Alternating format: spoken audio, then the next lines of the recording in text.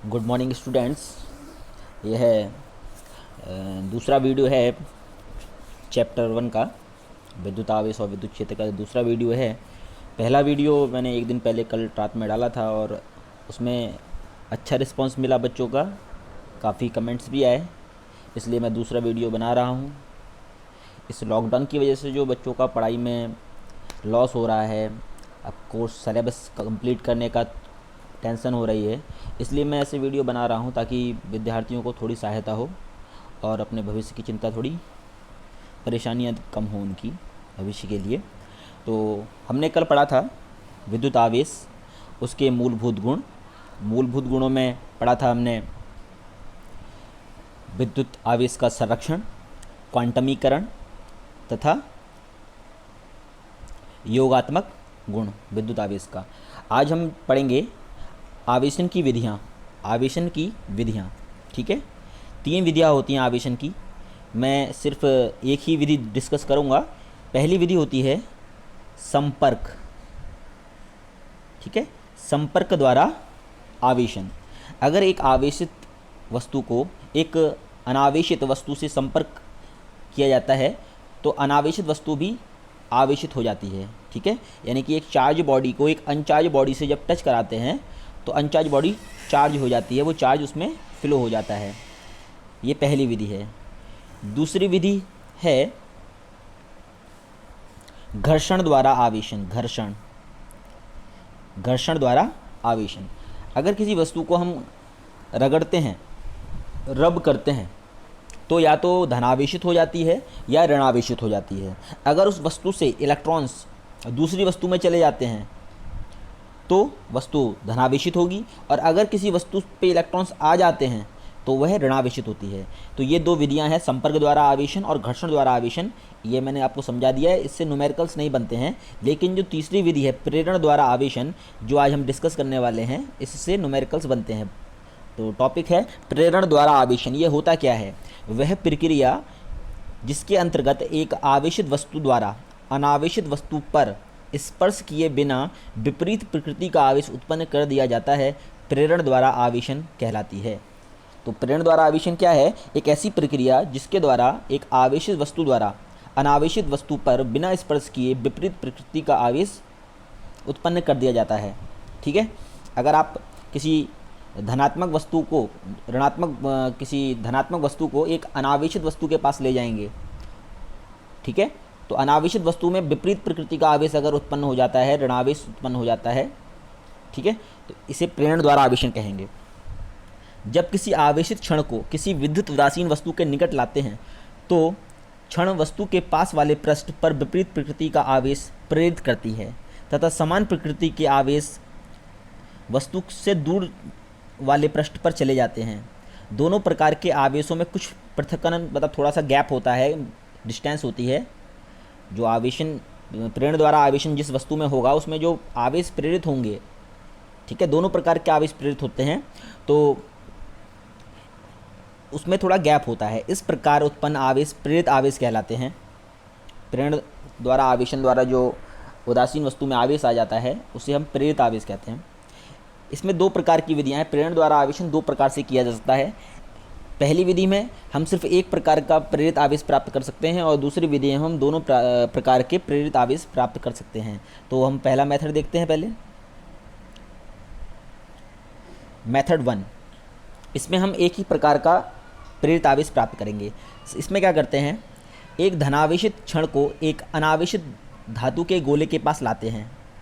एक धनावेशित क्षण को एक अनावेशित धातु के गोले के पास लाते हैं, ठीक है। तो क्या होगा, अब सेकंड स्टेप, अब धातु के गोले को आवेशित क्षण के पास रखते हुए भू संपर्कित कर दिया जाता है ताकि गोले का धनावेश पृष्ठभूमि से इलेक्ट्रॉनों को आवेश कर उदासीन हो जाता है। इसको अब देखते हैं कैसे हो रहा है ये। थर्ड, अब गोले का भू संपर्कन हटा लिया जाता है। फोर्थ स्टेप, अंत में धनावेशित क्षण को भी हटा लिया जाता है। गोले पर प्रेरित ऋणावेश गोले के संपूर्ण पृष्ठ पर समान रूप से वितरित हो जाता है और इस प्रकार धातु के गोले को बिना स्पर्श किए ही प्रेरण द्वारा आवेशित किया जा सकता है। इसको हम डायग्राम से समझते हैं अब, ठीक है। सबसे पहले हम एक विद्युत उदासीन वस्तु लेंगे, ठीक है, जिस पे कोई भी चार्ज ना हो। उसके पास में एक धनावेशित क्षण को ले जाएंगे, लेकिन संपर्क नहीं कराएंगे, ठीक है। जब हम धनावेशित क्षण को अनावेशित वस्तु के पास लाएंगे तो अनावेशित वस्तु में एक ओर ऋणावेश और एक ओर विपरीत और धनावेश प्रेरित हो जाएगा, ठीक है, बिना संपर्क किए।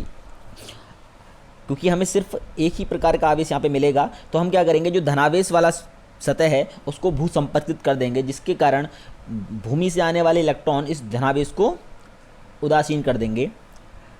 थर्ड स्टेप में हम धनावेशित क्षण को दूर कर देंगे, और अंतिम जो स्टेप है, चरण है, उसमें जो ऋणावेश है वो संपूर्ण पृष्ठ पर समान रूप से वितरित हो जाएगा। इस प्रकार हम आवेशन द्वारा ऋणावेश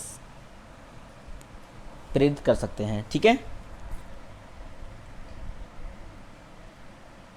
दूसरी विधि मेथड 2, इसमें हम दोनों प्रकार के आवेश प्रेरित करेंगे, ठीक है। इसमें क्या करेंगे, पहला स्टेप, विद्युत रोधी स्टैंड पर रखे दो धातु के गोलों ए तथा बी को एक दूसरे से संपर्क में लाते हैं, ठीक है। पहला स्टेप, हमने दोनों जो विद्युत उदासीन गोले हैं, ठीक है, जो कि विद्युत रोधी स्टैंड पर रखे हुए हैं धातु के गोले ए और बी, उनको एक दूसरे के संपर्क में ले आते हैं। उसके बाद दूसरा स्टेप क्या करेंगे, हम एक धनावेशित क्षण को एक गोले के पास लाते हैं, ठीक है, टच नहीं कराएंगे, पास लाएंगे। तो पास लाने से क्या होगा, जो दो गोले हैं उसमें से एक गोले पे एक और ऋणावेश आ जाएगा और दूसरे सिरे पे धनावेश आ जाएगा। थर्ड स्टेप क्या करेंगे, जो धनावेश आएगा उसके बाद जो थर्ड स्टेप में हम इन गोलों को अलग कर लेंगे, ठीक है। संपर्क में जो रखे हुए गोले हैं इनको अलग कर लेंगे, तो एक पे धनावेश रह जाएगा, एक पे ऋणावेश रह जाएगा। और फोर्थ स्टेप में हम क्या करेंगे, धनावेशित क्षण जो उसके पास रखी हुई थी उसको हटा लेंगे, जिसके कारण दोनों गोलों पर जो आवेश आए हैं, एक पे धनावेश और एक पे ऋणावेश, दोनों समान रूप से वितरित हो जाएंगे। इस प्रकार हम दूसरी विधि द्वारा धनावेश और ऋणावेश दोनों आवेश एक साथ प्रेरित कर सकते हैं। इसके स्टेप्स देख लेते हैं। पहला, विद्युत रोधी स्टैंड पर रखे दो धातु के गोले ए तथा बी को एक दूसरे के संपर्क में लाते हैं। दूसरा, एक धनावेशित क्षण को गोले ए के निकट लाते हैं, जिससे गोलों के इलेक्ट्रॉन क्षण की ओर आकर्षित होते हैं तथा गोले के बी के पिछले पृष्ठ पर धनावेश की अधिकता हो जाती है, ठीक है। ये मैंने बता दिया है सारा डायग्राम से। थर्ड, धनावेशित क्षण को गोले ए के पास रखते हुए दोनों गोलों को एक दूसरे से पृथक कीजिए, जिससे गोलों पर विपरीत प्रकृति के आवेश रह जाते हैं। और अंतिम स्टेप, क्षण को हटा लीजिए, अब दोनों गोलों पर आवेश एक समान रूप से वितरित हो जाता है, ठीक है। तो इस प्रकार से हम आवेशन विधि द्वारा एकल आवेश भी प्रेरित कर सकते हैं और दोनों प्रकार के आवेश भी प्रेरित कर सकते हैं। जो नेक्स्ट टॉपिक हम डिस्कस करेंगे वो है चालक, विद्युत रोधी तथा अर्धचालक, यानी कि चालक, कुचालक तथा अर्धचालक, यानी कि conductor, insulator and semi conductor, ठीक है। तो इनमें मेन क्या अंतर होता है उसको हम पढ़ेंगे, ज़्यादा डिटेल में नहीं पढ़ेंगे इनको हम। मेन अंतर क्या होता है, तो तीन हम कॉलम बना लेते हैं, चालक, कुचालक यानी कि विद्युत रोधी तथा अर्धचालक, ठीक है। चालक क्या होते हैं, वे पदार्थ जो अपने से होकर विद्युत आवेश या विद्युत धारा को प्रवाहित होने देते हैं, चालक कहलाते हैं। मतलब जिसमें हम करंट या इलेक्ट्रिक चार्ज का जिसमें फ्लो हो जाए, यानी कि प्रवाहित हो जाए आराम से, कोई परेशानी ना हो, उसे हम चालक कहते हैं। उदाहरण, चालक के उदाहरण में आती हैं सभी धातुएं, पृथ्वी, मानव शरीर, ये सभी चालक के उदाहरण हैं। विद्युत रोधी या कुचालक, जो पदार्थ अपने से होकर विद्युत आवेश या धारा को प्रवाहित नहीं होने देते हैं, यानी कि जिनमें से होकर विद्युत धारा प्रवाहित नहीं हो सकती है, विद्युत रोधी या कुचालक कहलाते हैं। उदाहरण, प्लास्टिक, लकड़ी, सिरेमिक इत्यादि, ठीक है। ये सभी पदार्थ, रबड़, ये सभी विद्युत रोधी हैं। इनका हम इस्तेमाल करते हैं कोडिंग करने में, वायर की कोडिंग करने में, ठीक है। अर्धचालक, वह पदार्थ जो विद्युत आवेश या विद्युत धारा की गति का विरोध तो करते हैं, परंतु इस विरोध का मान चालकों तथा कुचालकों के मध्यवर्ती होता है, ठीक है। कुचालकों से कम होता है और चालकों से ज़्यादा होता है, वे अर्धचालक कहलाते हैं। अर्धचालकों के उदाहरण हैं सिलिकॉन, जर्मेनियम, कार्बन इत्यादि, ठीक है। तो इसको हमें याद कर लेना है, ठीक है। कुचालक, चालक और अर्धचालक का परिभाषा और इनके एग्जाम्पल भी। जो हमारा नेक्स्ट टॉपिक होगा वो होगा कूलाम लॉ। नेक्स्ट टॉपिक, कुलाम का नियम, कुलाम्स लॉ। कुलाम एक साइंटिस्ट थे, उन्होंने स्थिर बिंदु आवेशों, दो स्थिर बिंदु आवेशों के मध्य लगने वाले बल का वर्णन किया था। अब वो बल क्या है वो बताते हैं, ठीक है। कुलाम का नियम स्थिर बिंदु आवेशों के लिए दिया था, यानी कि जो आवेश हैं वो स्थिर होने चाहिए और बिंदु आवेश होने चाहिए, बड़े आवेश नहीं होने चाहिए। कुलाम का नियम उनके लिए था कि अगर दो स्थिर बिंदु आवेश हैं, ठीक है, तो उनके मध्य एक आकर्षण या प्रतिकर्षण बल लगता है, उसका मान क्या होता है, कैसे निकालते हैं, उससे लिए संबंधित कुलाम का नियम है क्या है। किन्हीं दो बिंदु आवेशों के मध्य लगने वाला आकर्षण या प्रतिकर्षण बल आवेशों के परिमाण के गुणनफल के समानुपाती तथा उनके बीच की दूरी के वर्ग के व्युत्क्रमानुपाती होता है। ये देखिए, अगर दो आवेश एक Q1 और एक Q2 हो तो उनके मध्य लगने वाला आकर्षण या प्रतिकर्षण बल उन आवेशों के गुणनफल के अनुक्रमानुपाती और उनके बीच की दूरी अगर r है, अगर दो आवेश Q1 Q2 हैं और उनके बीच की दूरी r है, तो F is directly proportional to Q1 Q2 and F is inversely proportional to 1/r²। ठीक है, ये दोनों अनुक्रमानुपाती होता है Q1 Q2 के और व्युत्क्रमानुपाती होता है 1/r² के। इन दोनों को हम जब एक साथ लिखेंगे तो हो जाएगा F अनुक्रमानुपाती Q1 Q2/r²। अनुक्रमानुपाती का जो चिन्ह है वो हटेगा, तो F बराबर K Q1 Q2/r²।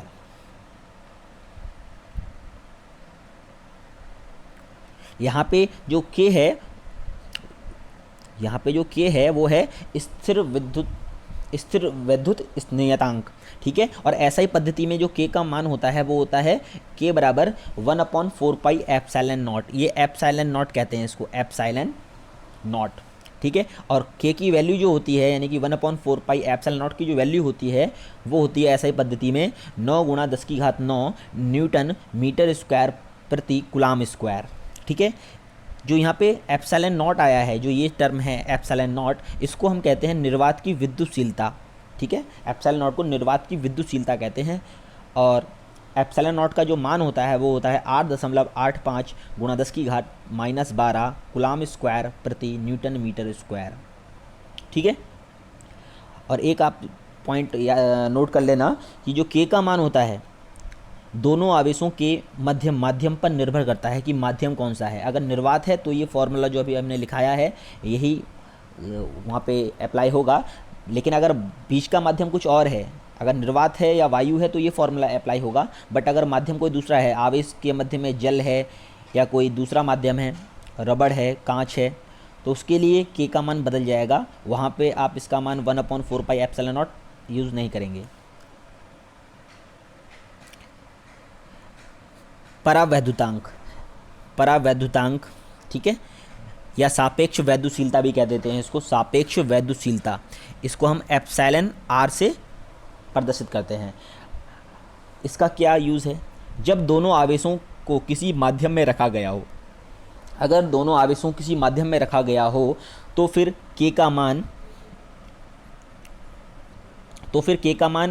1/4πε0 यूज़ नहीं किया जाता है, बल्कि K का मान उस स्थिति में K बराबर 1/4πε यूज़ किया जाता है। ठीक है, जहाँ पे एप्सिलॉन का जो मान है जिसे हम माध्यम की वैद्युशीलता कहते हैं वो होता है epsilon naught into epsilon r, और यहाँ से एप्सिलॉन r की जो मान निकल के आता है वो आता है एप्सिलॉन r बराबर एप्सिलॉन नॉट। जहाँ जो एप्सिलॉन r है वह है माध्यम की आपेक्षिक वैद्युशीलता, जिसे हम माध्यम का परावैद्युतांक भी कहते हैं। ठीक है, तो अगर किसी निर्वात में अगर बात करते हैं, निर्वात में कूलाम बल का फॉर्मूला होगा वो होगा 1/4πε0, ठीक है, Q1 Q2/r²। और अगर किसी माध्यम में कूलाम बल निकालना है तो 1/4πε, ठीक है, एप्सिलॉन नॉट नहीं आएगा, एप्सिलॉन Q1 Q2/r²। जहाँ पे एप्सिलॉन का मान क्या है, एप्सिलॉन का मान है epsilon is equal to epsilon naught into epsilon r। इस प्रकार अतः किसी माध्यम में आवेशों के मध्य लगने वाला स्थिर वैद्युत बल यानी कूलाम बल Fm से इसको रिप्रेजेंट कर देते हैं। Fm is equal to 1/4πε0 r, क्योंकि एप्सिलॉन आता है, एप्सिलॉन की वैल्यू होती है epsilon naught into epsilon r, तो हमने डायरेक्ट ले दिया है F M is equal to 1/4 pi epsilon naught epsilon r Q1 Q2 upon r square. तो अगर हम निर्वात में जो बल था, निर्वात में बल क्या था, F is equal to 1/4 pi epsilon naught Q1 Q2 upon r square, उसमें अगर हम एफ एम से डिवाइड कर दें तो जो फॉर्मूला बनेगा वो होगा F upon F M is equal to epsilon r. ठीक है, और एप्सिलॉन आर क्या है, माध्यम का परावैद्युतांक। तो माध्यम के परावैद्युतांक का जो फॉर्मूला है, एक फॉर्मूला, दो फॉर्मूले हो गए माध्यम के। ठीक है, माध्यम का जो सापेक्षिक वैद्युशीलता होती है या फिर परावैद्युतांक होते हैं, उसके दो फॉर्मूले हो गए, epsilon r is equal to F upon F m, और इससे पहले अभी जो हमने पढ़ा है वो है epsilon r is equal to epsilon upon epsilon naught. तो ये दो फॉर्मूले हैं। ठीक है, इन दोनों को आपको याद रखना है, न्यूमेरिकल दोनों से सॉल्व हो जाते हैं। तो निर्वात तथा माध्यम में उपस्थित बिंदु आवेशों के बीच लगने वाले स्थिर वैद्युत बलों के अनुपात को ही माध्यम का परावैद्युतांक कहते हैं। ठीक है, इसमें 2 पॉइंट परावैद्युतांक से संबंधित हैं, वो आपको याद रखने हैं। पहला, निर्वात या हवा के लिए परावैद्युतांक का मान 1 होता है तथा धातुओं के लिए परावैद्युतांक का मान अनंत होता है। ये याद रखना है कि परावैद्युतांक का मान धातुओं के लिए अनंत होता है और वायु या निर्वात के लिए 1 होता है। दूसरा, स्थिर विद्युत बल गुरुत्वीय बल की तुलना में बहुत अधिक प्रबल होते हैं। जो स्थिर विद्युत बल होते हैं यानी कि जो कूलॉम बल होता है, वो गुरुत्वीय बल यानी कि जो न्यूटन ने फॉर्मूला दिया था F बराबर capital G m1 m2 upon r square, उसकी तुलना में बहुत ज़्यादा प्रबल होते हैं। तो आज की वीडियो में इतना ही, और अगर आपको वीडियो पसंद आया हो तो कमेंट लिखिए, और कोई डाउट है तो वो कमेंट में पूछ सकते हैं। इस चैनल को लाइक कीजिए, शेयर कीजिए और सब्सक्राइब कीजिए। धन्यवाद।